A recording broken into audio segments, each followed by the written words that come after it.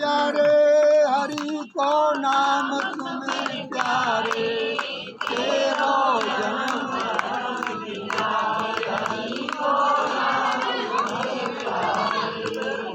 जग में आया नर्तन पाया, भाग्य बड़े भारे।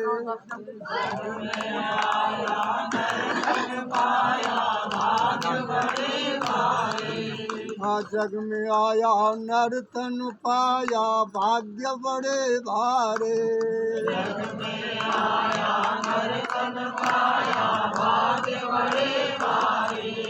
मोह भुलाना कदर न जाना, रेत रतन डारे, तेरो जन्म मरण मिट जाए, हरि को नाम सुमिर प्यारे। नाम सुमिर प्यारे, हरि को नाम सुमिर प्यारे, तेरो जन्म मरण मिट जाए, हरि को नाम सुमिर प्यारे। बालापन में मन खेलन में, सुख दुख नहीं धारे। बालापन में मन खेलन में, सुख दुख नहीं धारे। हाँ बालापन में मन खेलन में, सुख दुख नहीं धारे। बालापन में मन खेलन में, सुख दुख नहीं धारे। जोवन रसिया कामन बसिया, तन मन धन हारे। तेरो जन्म मरण मिट जाए, हरि को नाम सुमिर प्यारे। नाम सुमिर प्यारे, हरि को नाम सुमिर प्यारे। तेरो जन्म मरण मिट जाए, हरि को नाम सुमिर प्यारे। बुढ़ा होकर घर में सोकर, बचन सुने खारे। बूढ़ा होकर घर में सोकर, वचन सुने खारे। हाँ बुढ़ा होकर घर में सोकर, बचन सुने खारे। बूढ़ा होकर घर में सोकर, वचन सुने खारे। दुर्बल काया रोग सताया, तृष्णा तन जारे। तेरो जन्म मरण मिट जाए, हरि को नाम सुमिर प्यारे। नाम सुमिर प्यारे, हरि को नाम सुमिर प्यारे। तेरो जन्म मरण मिट जाए, हरि को नाम सुमिर प्यारे। बीती उमरा प्रभु ने सुमिरा, काल आए मारे। बीती उमरा प्रभु ने सुमिरा, काल आए मारे। हाँ बीती उमरा प्रभु ने सुमिरा, काल आए मारे। बीती उमरा प्रभु ने सुमिरा, काल आए मारे। ब्रह्मानंद सुना तेरो जन्म मरण मिट जाए, हरि को नाम सुमिर प्यारे। नाम सुमिर प्यारे, हरि को नाम सुमिर प्यारे। तेरो जन्म मरण मिट जाए, हरि को नाम सुमिर प्यारे। वृंदावन प्यारे लाल की जय। गीता में भगवान कहते हैं, उत्क्रामंतम शतम वापि भंजानम वा गुणान्वितम, विमुढ़ानाम पश्यन्ति पश्यन्ति ज्ञान चक्षुषा। उत्क्रामंति, ये जीवात्मा जब इस शरीर से उत्क्रमण करता है, निकल गया, उसको कहते हैं उत्क्रामंति। स्थिति कैसे आप बैठे हो, अब मौजूद है परमात्मा। उत्क्रामंते स्थितम वापी भुंजानम्मा गुणान्वित, गुणों के द्वारा उत्पन्न किए हुए भोगों को तुम भोग रहे हो। इसको उत्क्रामंतम स्तम वापी भुंजानम वा गुणान्वितम विमूढ़ानाम पश्यन्ति। जो अज्ञान के द्वारा विमूढ़ मनुष्य हो रहे हैं वो इस बात को नहीं देख सकते, नहीं जान सकते। कौन जानते हैं? पश्यन्ति ज्ञान चक्षुषा, जिनके ज्ञान चक्षु खुल गए वो इस बात को देखते हैं कि जीते जी मुक्त हो जाते हैं, जीते जी भिक्षा बन जाते हैं। जिसके लिए आप लोग श्रवण कर रहे थे उन साधनों का कि महात्मा लोग आपको साधन बता, इससे ये प्राणी कर्म करता है उसका 5 प्रकार से उपयोग होता है। उत्पत्ति, विनाश,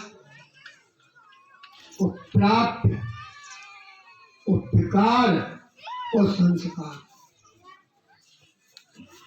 तुम किसी वस्तु की उत्पत्ति करोगे, उत्पन्न करोगे, जैसे कुम्हार घड़ा बनाता तो उसको कहते उत्पन्न के उत्पन्न किया। विनाश, डंडा से तुमने तोड़ दिया तो विनाश हो गया। तो उत्पत्ति कर कर्म से की और विनाश कर्म से किया। और प्राप्य, कोई वस्तु हमारे पास नहीं है, दौड़ पर जाएंगे वहां से खरीद के लाएंगे तो गमन करके जाते हैं, उसको कहते हैं प्राप्ति। उपकार, वस्तु का परिवर्तन कर देना, जैसे आटे को हम पीस करके जल डाल के और रोटी बना देते, उपकार हो गया, बदल गया, रूपांतर कर देना। और 5वां होता संस्कार, जिस पर बहुत चर्चा चली थी। थोड़े में संस्कार कहते हैं मलापहारण और गुणाधार। जो हमारी वस्तु मैली हो गई है, वस्त्र मैला हो गया है तो सावन लगा, सर्प लगाते, और सर्प लगा के फिर उसमें जल में उसको धोते तो उसका मल निकल गया, तो मलापहारण मल निकल गया। तो गुणाधान, फिर हम उसमें नील देते हैं, जो बाबा जी लाल रंग दे लेते हैं, अन्य पीला देते हैं, इसको गुणाधान कहते हैं। तो संस्कारों में ये होता है कि मल की निवृत्ति और गुणों की, जो हमारे अंदर जो मलिनता विचार के संस्कार भरे हुए हैं उनको निकालना और अच्छे अच्छे संस्कार भर देना, इसे कहते हैं। एक छोटा सा उदाहरण याद आ गया है। एक बुढ़िया की बहू आई, नई नई बुढ़िया बड़ा प्यार करे। एक दिन बुढ़िया ने क्या करो कि घी उतार, तो बहू ने कही हमारा मैं ताजू। अरे बेटा तो पहले तो जाओ, अरे रामायण किस बात में ताजू ने तो वो घी तार रही है, बुढ़िया का और काम में लग गई। बुढ़िया और काम में लग गई, वहां ने घी उतारो, विचार करो नहीं कि ये पात्र कितना गर्म हो गया होगा। तो जब घी तय हो तो वहां ने विचार न करो, एकदम और उसको धर उठाया, धर उठाया पात्र को, और एकदम जब हाथ जले उसके तो एकदम छूट गया जलने से, तो घी फैल गया। घी फैल गया तो रोने लगी। रोने की आवाज सुन के बुढ़िया दौड़ के आई, क्या हुआ बेटी क्या हुआ? कि माँ कह घी फैल। अरे बेटे लगी इतना तू क्यों माँ बचेगी? ना ना घी फैल जाने मैं कह रही है। भगवान सबको देखा कि तो जली तो ना है, कसम होता ना, तो भगवान ने प्यार किया, कोई बात नहीं। ऐसे चलते गया। थोड़े के दिन के बाद एक दिन बुढ़िया को दस्त हुए। दस्त हुए तो बहू उस बुढ़िया के कपड़ों को धोती है बाहर। और बुढ़िया कहती है अरे बेटी नंदा तो दास मार रही है। अरे माता जी मुझे घी की कसोई आ रही, मुझे घी की खुशबू आ रही है। यह होते हैं संस्कार। जिस दिन उस पर घी फैला था तो उसे खुद रो रही थी, और सासू बात फुसकाने की लगी तो ना, तो कहली वो घी के संस्कार भर गए मेरे, तो मेरे टट्टी की बदबू ना आ रही, मुझे घी की खुशबू आ रही। इनको कहते हैं संस्कार। जो कर्म से हमारे अंतःकरण में जो व्यवहार बन जाता है और व्यवहार के द्वारा हमारे जीवन बने, तो ये जीवन सत्कर्म से बदलता है। कर्म सबको अपना अपना देखना चाहिए। पिता को अपना धर्म देखना चाहिए, पुत्र को अपना देखना चाहिए, सासू को अपना देखना चाहिए, बहू को अपना देखना चाहिए। सबका धर्म सबके साथ, एक ही धर्म सब जगह काम नहीं करता है। देश काल के अनुसार ये हमारे हृदय में संस्कार जम जाते हैं, तो ये संस्कारों के अनुसार तो हमारी गति होती है। एक बार क्या हुआ, एक जानसुती नाम का राजा, जिसका नाम था जानसुती, वो बड़ा भारी पुण्य करता था। तो लोक में वाकई प्रशंसा है गई कि जानसुती के बराबर कोई धर्मात्मा आदमी नहीं। तो ऐसी प्रशंसा हुई, वो अपनी प्रशंसा में मुग्ध हो गया। तो देवताओं ने देखा कि भाई या की तो गाड़ी रुक गई नहीं, तो कर्म में फंस गया। तो देवताओं ने हंस का रूप बनाया, और हंस का रूप बना करके आकाश मार्ग से जा रहे, और अपनी चित्रसारी पे राजा जानसुती हो रहा है। तो एक जो आगे हंस था, उस हंस से पिछले हंस ने कहा के भल्ला रुक जा। क्या बात है कि तू नहीं देख रहा है राजा जानसुती सो रहा है, तेरी छाया उस पर पड़ जाएगी तो तू भस्म हो जाएगा। इतना इसका तेज है हारों का। बल्ला कहता अरे ये क्या है जानसुती, ये कुछ नहीं है, रैको गालीवान, उसके सामने तो ये कुछ नहीं। इतनी बात कह के वो दौड़े चले गए, और उसने सुना राजा जानसुती कि गालीवान रैको कौन है। नींद ना आई। जब मनुष्य अपने कर्म पे ही अभिमान कर लेता है तो आगे के रास्ता सब रुक जाते हैं सीधे। तो जानसुती के आगे के रास्ता रुक गए थे। तब देवताओं ने सोचा कि इसे जगह बढ़ाओ आगे। सुबह होते ही एकदम बारे मंत्री से कहा, मंत्री साहब हाँ, कि चारों दिशाओं को जाओ और चारों दिशाओं में ढूंढो कि वो गाड़ीवान रैक कौन है, कहाँ रहता है। चारों तरफ गए लोग, ढूंढा, कहीं नहीं पाया। वापस आ गए कहा तो और ज्यादा उसे अरे भाई, अरे वो कहीं ऐसे नहीं पाता है, कहीं नहीं बताया। अरे वो तो किसी पहाड़ की कंदरा में कहीं पड़ा होगा। गाड़ीवान का कुछ था खुली है तो खुला होगा। तो फिर गए लोग, फिर जाकर के ढूंढा तो एक पहाड़ की कंदरा में पड़ा है, हाथ गाड़ी में, और बड़ी खुली को बुझा रहा है। उन्होंने पूछा कि भाई तुम ही हो रहा नाम के? हाँ जी हमें। वो आए, उन्होंने राजा को पता बताया कि आज मिल गया। अच्छा, तो राजा ने मौर्य क्षत्रियों के छकड़ा भरवा और बड़ा धन लेकर के और रैक गाड़ीवान के पास जाकर के वो धन रखा वहां और सब कुछ रखा। तो महाराज ये लीजिए आप, और मुझे उस विद्या को बता दीजिए जो मैंने हंसों से सुनी है। अरे सूत्र कहाँ चला आया? जा ले आपने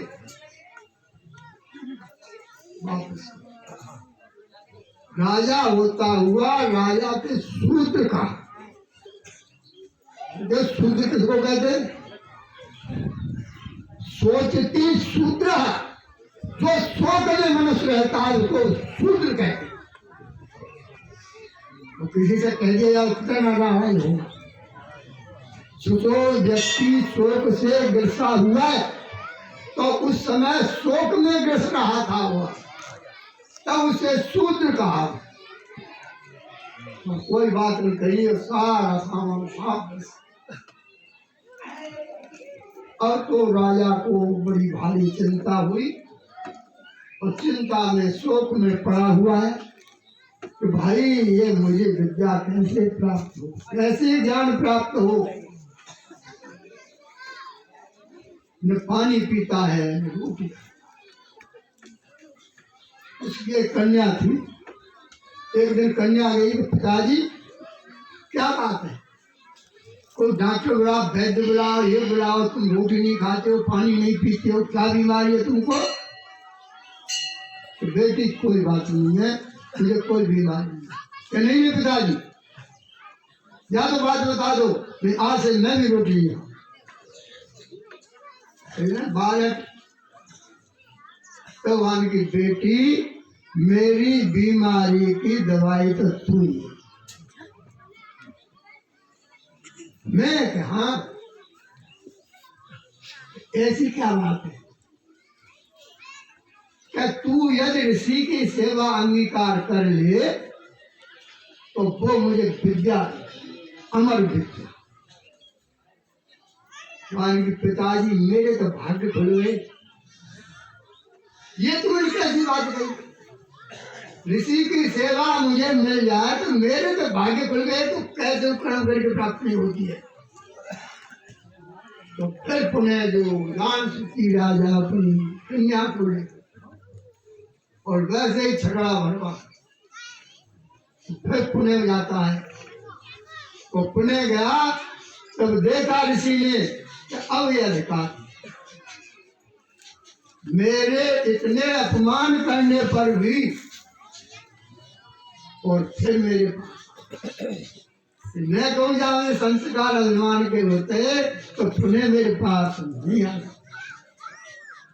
तब उन्होंने वो प्राण विद्या, जो भीमा विद्या, जो महात्मा बता रहे, वो विद्या दी उस राजा जानसुति को। उस विद्या को प्राप्त करके राजा जानसुति कृत्य हो गया। तो विद्या ऐसी है, सर्वभूतस्मात्मानि सर्वभूतानि चात्मनि आत्मा सर्वत्र समदर्शनम्। गीता में मंत्र आता है कि सारे प्राणियों उसे उस आत्मा के दर्शन हो। सारे प्राणियों में अपनी आत्मा को देखता है, एक ही आत्मा को देखता है सारे। जिस प्रकार से हजारों घरों में पानी भर के रख दो और सूर्य का प्रतिबिंब सारे घरों में, तो सूर्य एक ही है, घड़ा सैकड़ों उनमें अलग अलग दिख रहा है। ऐसे एक ही परमात्मा और ये पृथक पृथक घट बैठे, शरीर रूपी घट बैठे, एक ही परमात्मा का प्रतिबिंब सब में हो रहा है। प्रतिबिंब नहीं, जैसे सारे घटों में आकाश मौजूद है, ऐसे ही सबके अंदर परमात्मा मौजूद है। कारण क्या? कारण यही है कि हमारे ज्ञान चक्षु नहीं खुले हैं। ज्ञान चक्षु खुल जाए तो हमको अपना आत्मा सब में महसूस होने लगे, मैं ही हूँ, मेरे से भिन्न दूसरा कोई प्राणी। तो ये ज्ञान इतना तो सुगम है, क्या कुछ करना फिर भूल जाओगे शब्द को सुनकर। ये ज्ञान में कुछ करना नहीं है, करने का अभिमान छोड़ना है। कर्तव्य के अभिमान काले सर्प ने तुझको डसा, नहीं जानता है आपको भवभास में इससे फंसा। करतान तू तिहुकाल में, क्या कमी है? करतान तू तिहुकाल में सिद्धा सुधा का पान कर, पी कर उसे हो जा अजर, हो जा अमर। श्रद्धा रूपी सुधा, श्रद्धा रूपी अमृत जब पी लेगा तो उस अमृत को पी करके वो अमर अजर